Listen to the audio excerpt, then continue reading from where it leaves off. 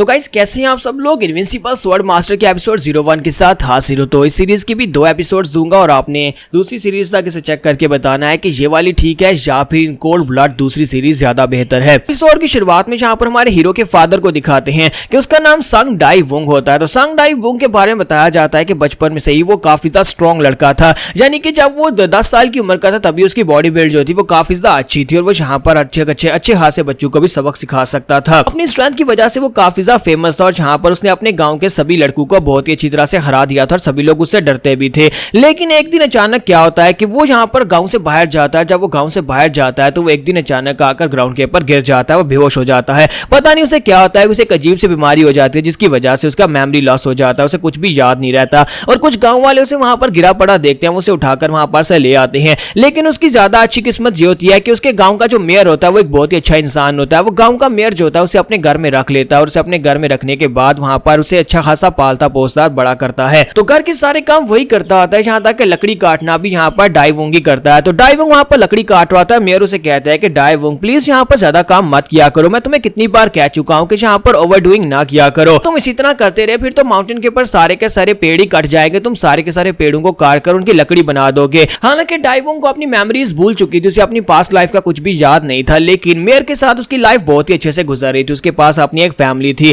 तो वो मेयर से कहता है कि मेयर तुम यहाँ पर क्या देखना चाहते हो कि यहाँ पर मैं पहले थकता हूँ या फिर मैं पूरी माउंटेन के पेड़ काटता हूँ। गवर्नर जो होते हैं वो समझते हैं क्योंकि वो यहाँ पर बेवकूफों वाली बातें करता है, इसी वजह से गवर्नर जो होते हैं हमेशा उसके साथ अच्छे से बर्ताव करते हैं। लेकिन ये खुशी भी ज्यादा अरसे तक नहीं चली। तो जब वो वहां पर 15 साल का हुआ, 15 साल की उम्र में मेयर मर गया और मेयर के मरने के बाद उसकी फैमिली जो थी वो वहां पर सिटी को छोड़कर चली गई और उसके बाद वो बेचारा उस घर में अकेला रह जाता है। लेकिन डाई वुंग ने उस घर को नहीं छोड़ा, वो उस घर में अकेले ही वहां पर रहता, रोजाना लकड़ियां काटता, रोजाना अपने वही काम करता जो वो हमेशा से करता आ रहा था। तो वो मेयर से कहता है कि मेयर तुम तो चले गए हो, लेकिन तुम्हारे जाने के बाद मैं यहाँ पर अपनी जिंदगी को अच्छे से गुजारूंगा और जिस तरह से रोजाना काम करता था बिल्कुल वैसे ही करूंगा। और इसी के साथ ही वक्त गुजरता जाता है और वो 25 साल का हो जाता है। जब वो 25 साल का हो जाता है तो उसकी जिंदगी में उसे एक कमी महसूस होती है। तो वो कहता है कि मेरे पास सब कुछ है, मेरे पास घर है, मेरे पास अच्छी लाइफ है, मेरे पास यहाँ पर काम भी है, लेकिन मेरे पास एक चीज की कमी है कि मेरे पास वाइफ नहीं है। और इसी के साथ ही डाई संग कहता है कि अब मुझे यहाँ पर अपने लिए एक वाइफ ढूंढनी होगी। तो वो वहां पर वाइफ ढूंढने के लिए निकल पड़ता है। लेकिन साथ ही वो कहता है कि हमारे गांव की कोई भी लड़की इस लायक नहीं है कि वो मेरी वाइफ बन सके,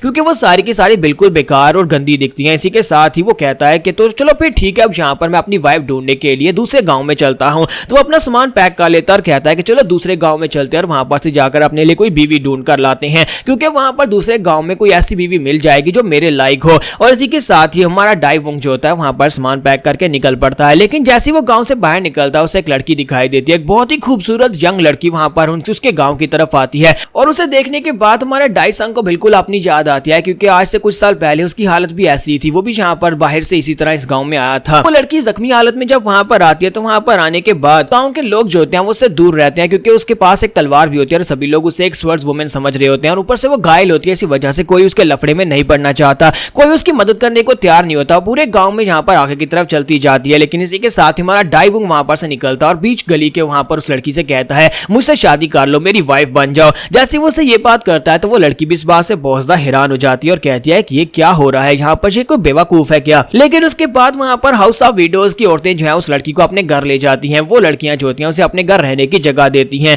हमारे डाई वुंग ने उससे कहा था कि क्या मुझसे शादी करोगे और मेरी वाइफ बनोगे। उसी दिन वहां पर गली में वो उसे रिजेक्ट कर देती है। तो वो उसे कहता है लेकिन क्यों। और उसके बाद से वो बार बार उसके पास जाता है, जब भी वो उसके सामने जाता है वो उसे कहता है कि मुझसे शादी कर लो। हर बार वो वहां पर उसके लिए नई नई चीजें लेकर आता है और उसे कहता है कि मुझसे शादी कर लो, लेकिन वो उसे यहाँ पर रिजेक्ट कर देती है। चाहे वो किसी भी हालत में क्यों ना, चाहे वो घोड़े के ऊपर ही क्यों ना जा रही हो, वो उसे कहता है कि मुझसे शादी कर लो। वो कहती है नहीं। वो मछली लेकर आता है और उसे कहता है कि मुझसे शादी कर लो। जहां तक कि सीजन चेंज होते जाते हैं, काफी साल गुजर जाते हैं और वो बार बार उसे रिक्वेस्ट करता रहता है कि मुझसे शादी कर लो, मुझसे शादी कर लो। लेकिन जिन जिन हमेशा वहां पर उसको मना कर देती है, जिन जिन वहां पर उससे शादी नहीं करना चाहती, क्योंकि वो गांव का एक बेवकूफ लड़का है और यहाँ पर बार बार उससे शादी का पूछता है, लेकिन वो बार बार उसको मना कर देती है। पिछले कितने सालों से वो यहाँ पर उस लड़की जिन जिन से कह रहा था कि मुझसे शादी कर लो, गांव वाले भी भी वहां पर उसकी बात सुनने के बाद अब जिनजिन से कहना शुरू कर देता है कि प्लीज तुम ही मान जाओ, वो लड़का इतना बुरा नहीं है, हालांकि वो थोड़ा सा बुद्धू है लेकिन इतना बुरा नहीं है, तुम उससे शादी कर लो। और वो सभी लोग उसे समझाते हैं कि डाइवुंग बिल्कुल भी ये बुरा लड़का नहीं है, तुम उसके साथ एक अच्छी जिंदगी गुजार सकती हो, उसके पास मेयर का अपना घर है और तुम दोनों वहां पर एक अच्छी जिंदगी गुजार सकते हो। इससे पहले कि वो लड़का जो है वो भी यहाँ पर किसी और लड़की को ढूंढ ले और उससे शादी कर ले, तुम्हें इससे अच्छा ज्यादा लड़का नहीं मिलेगा। उनकी बातें सुनने के बाद जिनजिन जो होती है वो हमारे डाइवुंग के पास जाती है। डाइवुंग जो होता है वो एक पेड़ के साथ टेक लगाकर बैठा होता है और कहता है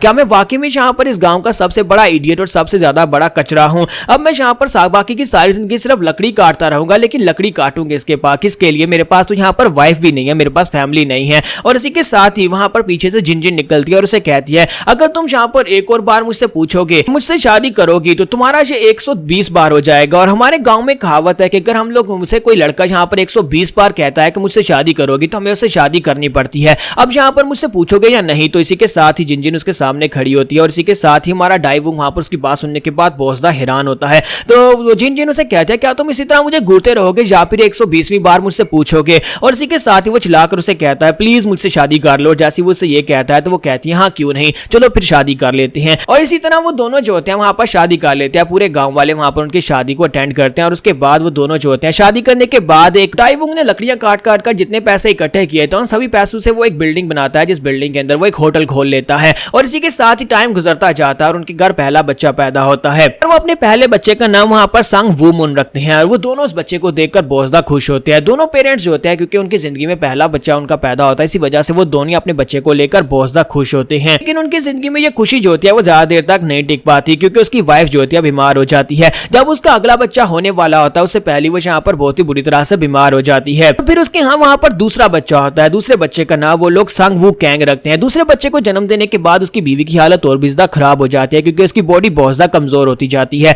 और वो बेचारी उठकर बाहर तक भी नहीं जा सकती ताकि जाकर ठंडी हवा ले सके।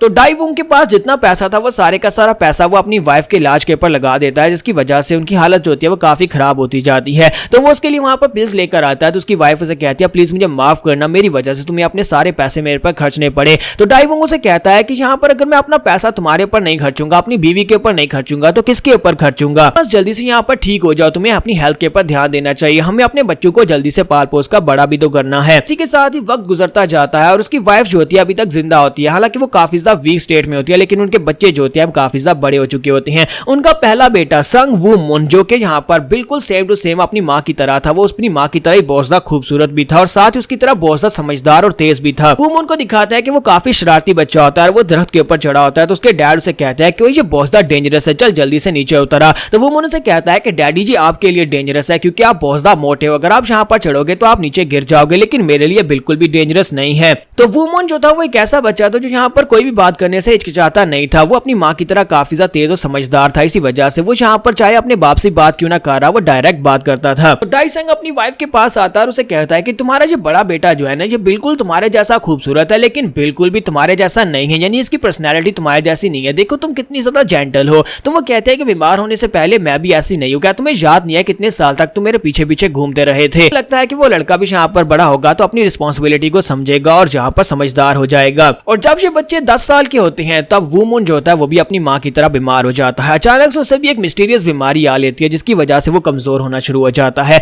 उसकी पर्सनैलिटी जो यहाँ पर बहुत ज्यादा शार्प थी, जो यहाँ पर शरारतें किया करता था, वो अचानक से बिस्तर के ऊपर पड़ जाता है और यहाँ पर उठकर उसका कोई काम करने को दिल भी नहीं करता, वो बीमार हो जाता है। और उसका फादर उसे कहता है क्या तुम ठीक हो। तो वो कहता है हाँ फादर मैं बिल्कुल ठीक हूँ। जबकि उसके फादर यानी डाइसंग भी इस बात से काफी ज्यादा हैरान होता है कि आखिर यहाँ पर मेरे बच्चों के साथ हो क्या रहा है। एक तरफ उसका बड़ा बेटा जो होता है पहले काफी ज्यादा शार्प था, वो यहाँ पर बीमार हो जाता है। दूसरी तरफ उसका जो दूसरा बेटा होता है वू कैंग, उसकी बॉडी बिल्ड जो होती है वो अपने डैड की तरह होती है और वो भी अपने डैड की तरह बहुत ज्यादा स्ट्रॉन्ग होता है और वो यहाँ पर रोजाना किसी ना किसी को बाहर से पीट कर आता है, यहाँ तक अगर 10 बच्चे भी उसके सामने आ जाए तो अकेला 10 को भी पीट कर वापस आ जाएगा। और ऊपर से समझदारी के मुकाबले में वो यहाँ पर इतना ज्यादा शार्प नहीं था, यानी कि अपने बड़े भाई की तरह वो ज्यादा तेज तराज नहीं था, सिर्फ और सिर्फ बॉडी बिल्ड और यहाँ पर मसल्स वगैरह के मुकाबले में वो अच्छा था और ऊपर से वो बीमार भी नहीं था। तो जब वू मुन 10 साल का होता है उस वक्त वू कैंग की उम्र 7 साल होती है और 7 साल की उम्र में वहां पर उसने बहुत सारे बच्चों को पीट दिया होता है, जिसकी वजह से वहां पर एक असैसिन गिल्ड होता है, सॉरी एक मार्शल आर्ट्स एकेडमी के लोग होते हैं जो कि वहां पर उसको रिक्रूट करने के लिए आते हैं।